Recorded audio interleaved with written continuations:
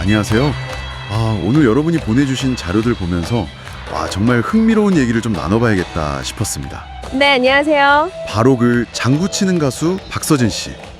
이분의 미국 진출 가능성하고요. 또 이미 미국에서 엄청난 성공을 거둔 분이죠. 트로트 여신 송가인 씨. 네네. 이 두 분 사례를 좀 깊게 파고들어 볼까 합니다. 뭐 다큐 내용도 있고 유튜브 영상, 신문 기사까지 자료가 다양하더라고요. 네, 이 자료들을 쭉 보니까 한국 특유의 어떤 가락, 또 그 정서가 미국, 특히 교민 사회에 얼마나 깊이 다가가는지 그걸 좀 생생하게 보여주는 것 같아요. 그렇죠. 단순 인기를 넘어서는 느낌? 맞습니다. 이게 하나의 문화적인 흐름이 될 수도 있겠다. 이런 가능성까지 보이더라고요. 그래서 오늘 그 배경이랑 의미 한번 제대로 짚어보죠. 좋습니다. 그럼 박서진 씨 이야기부터 시작해 볼까요? 자료 보니까 이분은 보통 가수들처럼 MR 틀고 노래하는 게 아니라 직접 장구를 치면서 공연하신다고요? 네, 맞아요. 그게 정말 특별하죠. 장구요? 그 양손으로 치는 한국 전통국? 소리 정말 신명나잖아요. 이게 박서진 씨만의 진짜 강력한 무기 같아요. 정확합니다.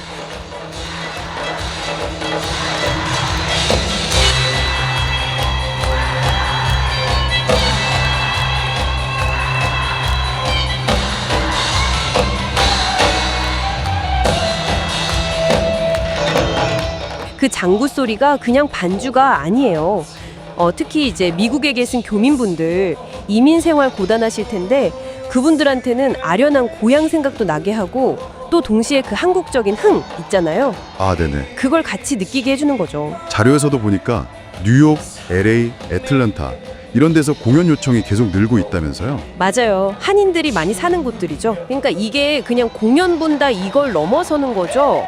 뭐랄까 우리 문화에 대한 자긍심, 정체성 확인, 그런 위안을 얻고 싶어하는 마음이 담긴 거라고 봐야죠. 하긴 그럴 수 있겠네요.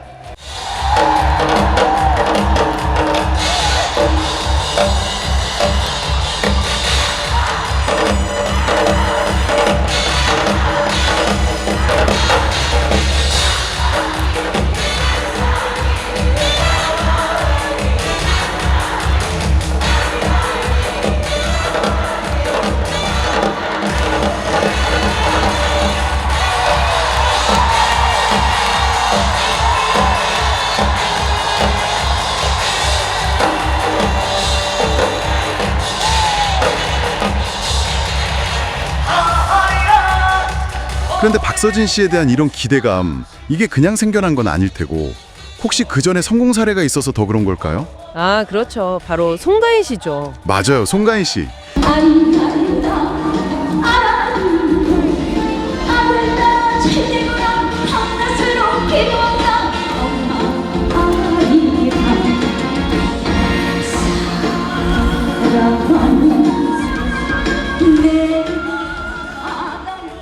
(2022년 12월이었나요) 판타지 스프링스 리조트에서 첫 미국 단독 콘서트. 그때 정말 대단했다고 들었어요. 네, 어마어마했죠. 송가인 씨는 이미 그 전에도 미국 공연하면서 K 국악과 K 트로트를 같이 하는 유일한 가수다. 이런 평가 받으면서 인기를 확인했었거든요. 이미요? 네. 근데 코로나 때문에 단독 콘서트가 계속 미뤄지다가 마침내 딱 열리니까 뭐 가수 본인도 그렇고 교민분들도 그렇고 감격이 정말 컸다고 하더라고요. 괜히 한국적인 색결을 가진 국제적인 가수라는 말이 나온 게 아니죠. 이야, 그 미주중앙일보 기사를 보니까요, 송가인 씨를 막 트로트 열풍의 주인공이다, 트로트 여신이다 이렇게 부르면서 특히 그 국악 기반의 호소력 짙은 목소리 있잖아요. 네, 그쵸. 그 목소리. 그게 이민 1세대 분들의 향수를 달래줄 거다 이런 기대가 엄청 컸다고 나와 있더라고요.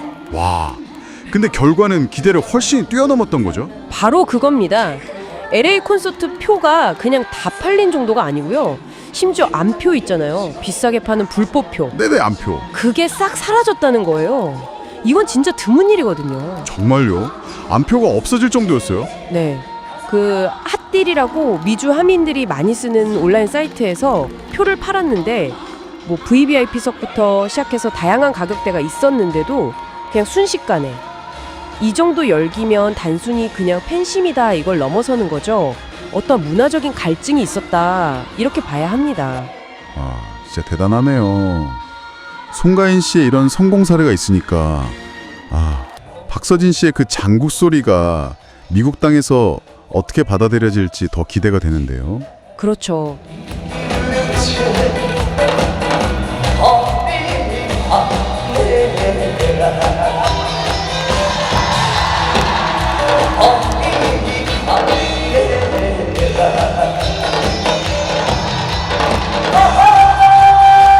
발목 부상 때문에 네, 맞습니다.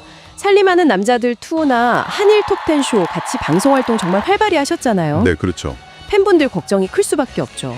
특히 박서진 씨는 그냥 노래만 하는 게 아니라 무대에서 장구를 치면서 굉장히 역동적인 모습을 보여주잖아요.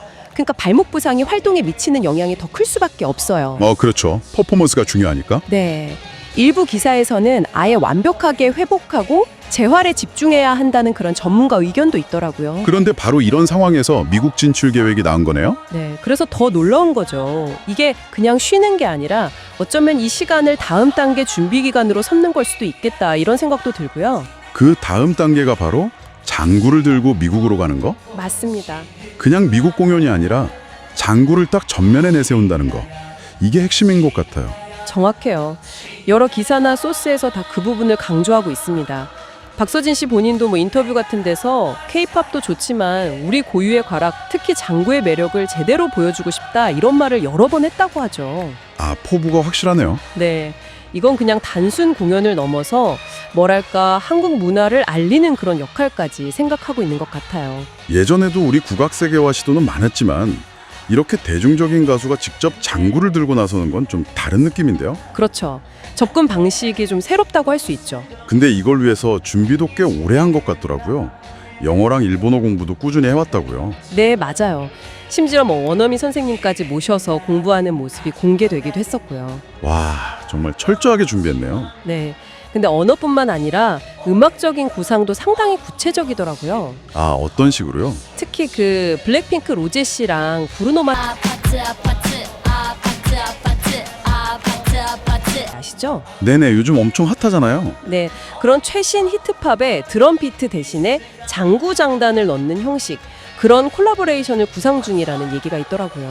정말요? 팝에 장구를요? 와, 이건 진짜 신선한데요? 파격적이기도 하고요. 네, 그 발상 자체가 굉장히 좀 전략적이다 이렇게 볼 수도 있을 것 같아요. 한 기사에서는 이걸 분석하면서 가장 트렌디한 팝 사운드에 우리 전통 리듬을 딱 얹으면 오히려 젊은 글로벌 리스너들한테 장구라는 악기를 되게 효과적으로 알릴 수 있다 이렇게 평가하더라고요.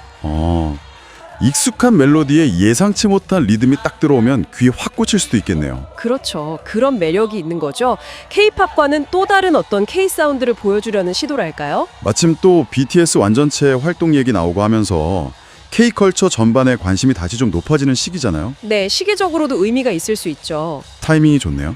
근데 이런 음악적인 도전 말고도 해외 교포 사회에서 박서진 씨 스토리가 유독 좀 더 울림을 준다 이런 분석도 있더라고요. 맞습니다. 몇몇 기사를 보면 그분의 성장 과정 있잖아요. 좀 어려운 환경 딛고 성공한 이야기라던가 아니면 그 지극한 효심 같은 거요. 그런 부분들이 이민 사회의 정서랑 좀 통하는 면이 있다 이렇게 분석을 해요. 단순히 노래만 잘하는 게 아니라 그 사람 자체가 가진 서사가 감동을 주는 거군요. 네, 한 인터뷰 보니까 해외 팬 한 분이 박서진 씨의 끈기나 성공 스토리가 꼭 우리 부모님 세대 아메리칸 드림 보는 것 같다 이렇게 말했다는 내용도 있더라고요. 와, 그렇군요. 이런 어떤 인간적인 매력이 음악이랑 같이 결합되면 그 파급력이 더 커질 수 있겠죠. 물론 아직 구체적으로 미국 진출 언제 한다, 어떻게 한다 이런 게 발표된 건 아니고요. 또 이번 부상이 어떻게 영향을 미칠지도 좀 지켜봐야 하는 상황이긴 하고요. 장구라는 악기가 주는 그 독특함, 이게 교민들한테는 말씀하신 대로 향수를 주고 또 어쩌면 미국 현지인들한테는 K-컬처의 또 다른 뭔가 신선한 매력, 그렇게 다가갈 수도 있지 않을까요? 충분히 가능성 있는 얘기입니다. 아까 그 박서진 씨 관련 자료에서 장구의 세계화 이런 표현도 나왔잖아요. 네, 맞아요. 이게 K-팝하고는 또 다른 결이거든요. 훨씬 더 깊은 한국적인 뿌리를 가진 음악이 세계로 나아가는 시도, 이렇게 볼 수 있는 거죠. 장구의 세계화라. 네.